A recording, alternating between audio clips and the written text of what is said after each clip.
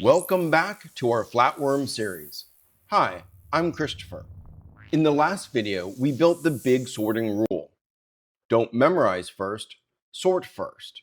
Now we are opening the cestode shelf.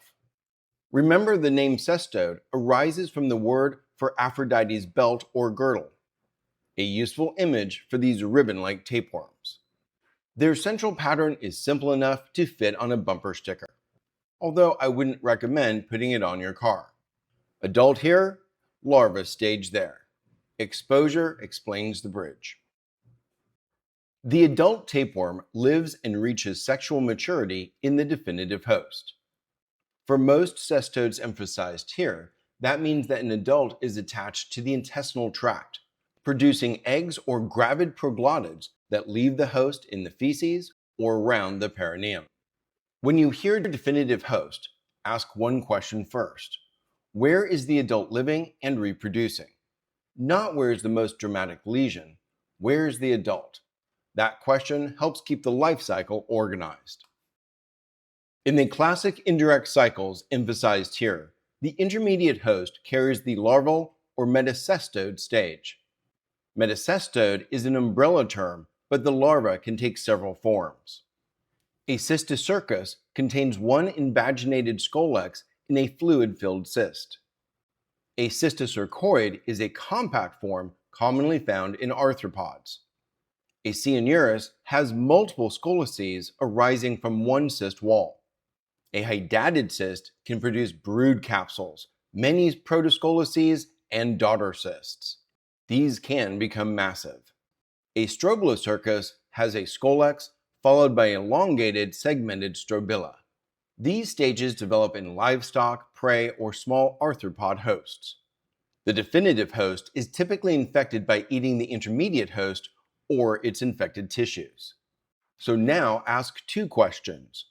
Where is the larva, and what ate it? The intermediate host is not trivia, it is the bridge. Now connect the two rules. If the adult is in the definitive host and the larval stage is in the intermediate host, we ask, what could the definitive host have eaten? A dog or cat may swallow an infected flea during grooming. A carnivore may consume prey or raw tissues. A horse or ruminant may accidentally ingest an infected or batted mite while grazing. Aquatic cycles may include fish, crustaceans, and other prey. Fish-associated cestodes are remarkably diverse, accounting for roughly 1/3 of the described cestode species. And they have extensive diversity in sharks, rays, and chimeras. The clinical version of the cestode life cycle is simple. Follow the snack. Clients rarely say, "Doctor, my animal has participated in a complex trophic transmission event." More often, no one saw the flea, mite, or prey being eaten at all. We reconstruct meal from the host, its environment, and its behavior. The common practical clues are proglottids or eggs. Proglottids are tapeworm segments that may be noticed in the feces, around the perineum, or on bedding. Eggs or proglottids may also be found during fecal examination. There are two cautions. Shedding may be intermittent, so a negative sample does not erase a strong clinical pattern. Also, many eggs are not useful for species-level identification. Taenia-type eggs, for example, look very similar. The diagnostic stage supports the pattern, but it does not replace it. You still need the host, the exposure, and the life cycle. Begin with Dipallidium caninum, the flea tapeworm of dogs and cats. The classic pattern is a dog or cat with flea exposure and motile rice grain-like proglottids near the perineum, in feces, or on bedding. The flea is the intermediate host. Flea larvae ingest tapeworm eggs in the environment. The cysticercoid develops as the flea matures, and the dog or cat becomes infected by swallowing the adult flea during grooming. Treatment therefore has two targets: eliminate the tapeworm and break the flea cycle on the animal and in the environment. Consistent year-round flea prevention is an important part of preventing reinfection, and some isoxazoline-containing products have been shown to prevent D. caninum transmission by killing infected fleas before the life cycle can continue. Otherwise, the life cycle looks at your treatment plan and says, "Cute, see you next month." Next is the prey and livestock pattern, exemplified in dogs by Taenia pisiformis. Adult tapeworms live in the small intestine of a carnivore and shed proglottids or eggs. Prey animals or livestock ingest the eggs and the larva stages develop in their tissues. The carnivore completes the cycle by consuming the infected prey, viscera, or raw tissues. The host pair helps narrow the species. A dog that hunts rabbits or consumes rabbit viscera points towards Taenia pisiformis. A cat that hunts rodents fits the related Hydatidgira taeniform cycle. And other Taenia species connect canids with sheep or other livestock. Proglottids may help with identification, but Taenia eggs alone cannot determine the species. Zoonotic importance also varies by species, making the host, exposure, and final identification clinically important.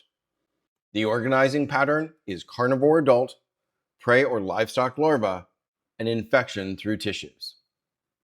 Next is Echinococcus, tiny adult, major larval disease. The adult tapeworm is only a few millimeters long and lives in the small intestine of a canid. In intermediate hosts, however, the larval stage can produce severe disease in internal organs.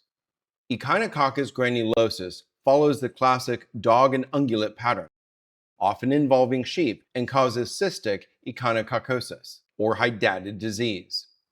Echinococcus multilocularis follows primarily a fox or canid and rodent pattern and causes alveolar echinococcosis, an infiltrative form that usually begins in the liver.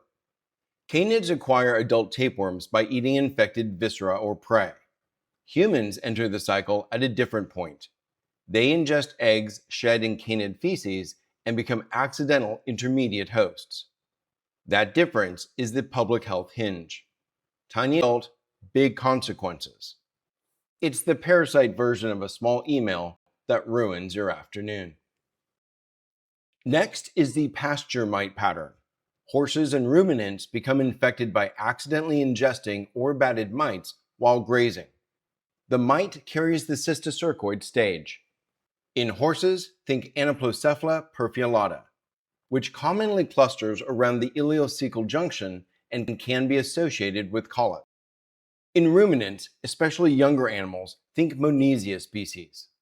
Both use or-batted mites as intermediate hosts, but the definitive host narrows the likely cestode. The mite explains the transmission, the host identifies the pattern. Exposure usually narrows the life cycle pattern. Morphology can then support the identification. That brings us to the scolex, the anterior attachment structure or business end of the tapeworm. The name Anoplocephala means unarmed head. These tapeworms have 4 suckers, but no hook-bearing rostellum, so the scolex is described as unarmed. A rostellum is a projection at the tip of the scolex that may carry hooks. Many taenids have 4 suckers plus a hooked rostellum, producing an armed scolex. Diphyllobothrids, including Spirometra, attach using 2 longitudinal grooves called bothria. So ask, 4 suckers without hooks, 4 suckers with a hooked rostellum, or 2 bothria? The goal is not to become a scolex sommelier. Morphology supports identification, but the host and life cycle can still drive the clinical pattern. Finding evidence of a cestode is one question. Choosing the correct diagnostic target is another. Adult intestinal infections usually direct us towards fecal examination or recovered proglottids, although intermittent shedding can produce false negative fecal results. Larval tissue infections generally will not be diagnosed from feces and may require tissue examination, imaging, necropsy, or meat inspection. Environment and public health investigations may use environmental samples or molecular tools. The rule is simple. Match the test and the sample to the host, life stage, and timing. The life cycle determines where, when, and how to look. Let's put the pattern together. The adult lives and reproduces in the definitive host. Eggs or proglottids leave that host. In the classic indirect cycle, the intermediate host carries the larval or metacestode stage.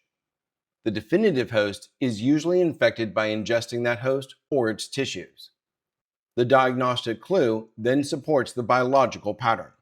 So the equation is definitive host plus intermediate host plus what was eaten plus diagnostic stage equals the likely cestode.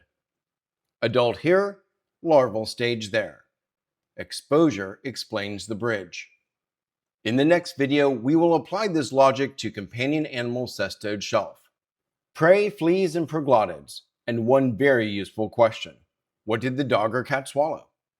Thanks for watching. I'm Christopher Lee, and what you know today protects everyone tomorrow.